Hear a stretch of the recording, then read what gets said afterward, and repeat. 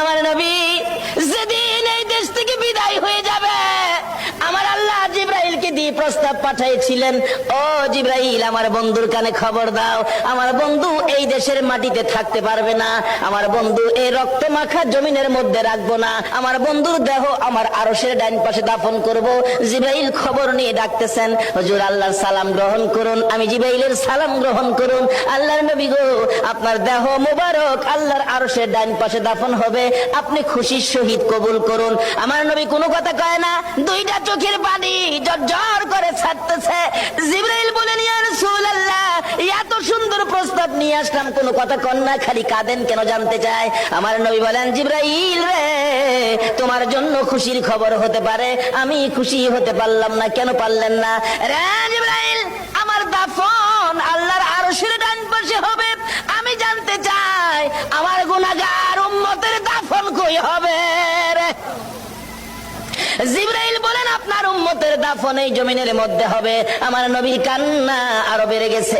জিবরাইল, না না, সইতে পারি না, আমি আর সে থাকবো, আর আমার উম্মতেরা এই জমিনে থাকবে। আমার মন মানে না, প্রস্তাব আমি রাখবো না। আমার পক্ষ থেকে একটা প্রস্তাব আমার প্রভুর দরবারে তুলে ধরো। জিবরাইল রে, আমার গুনাহগার এতিম উম্মতেরা যেই জমিনে থাকবে, আমি নবী আর সে যাব না রে, আমি আমার গুনাহগার উম্মতের পাশে সেই জমিনের মধ্যে শুয়ে থাকবো।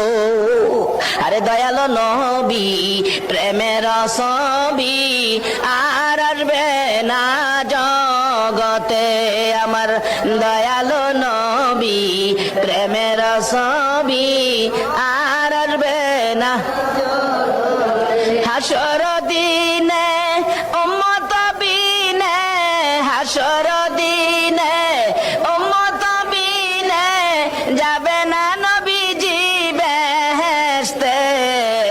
দয়ালো নবী, প্রেমের ছবি আর আসবে না জগতে, আমার দয়ালো নবী, প্রেমের ছবি।